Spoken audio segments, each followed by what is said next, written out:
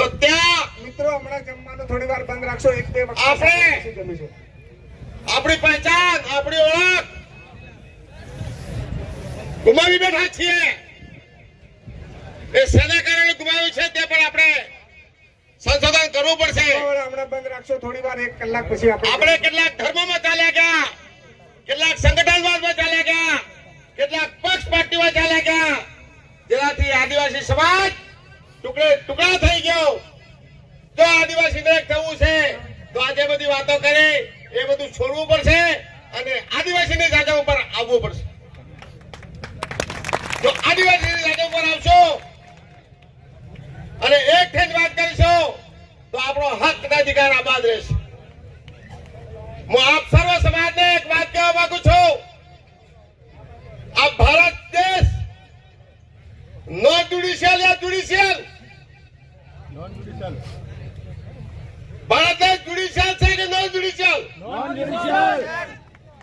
આદિવાસી judicial છે કે non judicial? Non judicial મતલબ ગુજરાતી કાયદા કાનૂન. જ્યુડિશિયલ મતલબ માનવ સર્જિત કાયદા કાનૂન. આજે આપણે પક્ષ, પાર્ટી, વિધાનસભા, સંસદ સભા, રાષ્ટ્રપતિ, રાજ્યપાલ કે જે કઈ વાત કરતા હોય પ્રશાસનની, એ જ્યુડિશિયલ છે કે નોન જ્યુડિશિયલ છે? તો પછી આપણે નોન જ્યુડિશિયલ ની વાત ક્યાં સંભાળવાની છે?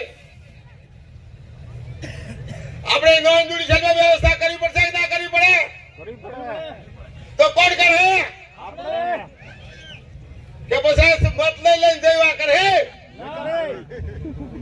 મિત્રો આપણે ક્યાં ફોન વાગી જાય, ક્યાં ખોવાઈ જાય તે આપણે હોતું પડે.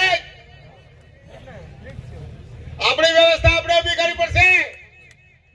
જો નોન જ્યુડિશિયલ, નો કાયદો, સ્થાનિક કાયદો ચાલતો હોય, આઈપીસી સીઆરપીસી લાગુ નહીં થતી. આઈપીસી 1860, સીઆરપીસી 1973 જોઈ લેવું. પણ જો આપણી વ્યવસ્થા ના હોય તો પોલીસે દંડા વોહે પડવાના હે. આ પોલીસ વિભાગ આપણે કેવું પડે? યા તો અમારી વ્યવસ્થા ચાલે હે, તમારી નાગરિકો વાળા નહીં ચાલતી. નહીં પતા હિસાબ પડે કે આંગ વ્યવસ્થા હોય. તમે આવો અને અમારી વ્યવસ્થાને સમજો અને અમારી વ્યવસ્થામાં રહી અને તમારે કામ કરાવશે. તમારી વ્યવસ્થામાં રહીને આપણે કામ કરવા દો નહીં એ દરેક આદિવાસી સમજી લે.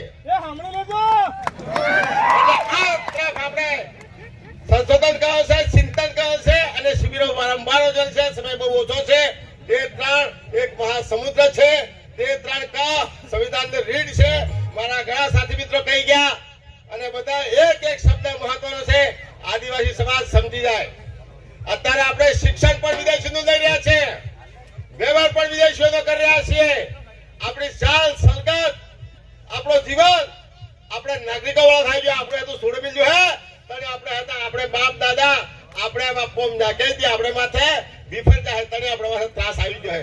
આપણે પોમ ને જગાડો, આપણે પોમ ને પૂજો અને આપણી વ્યવસ્થા ઉભી કરો. જોહાર.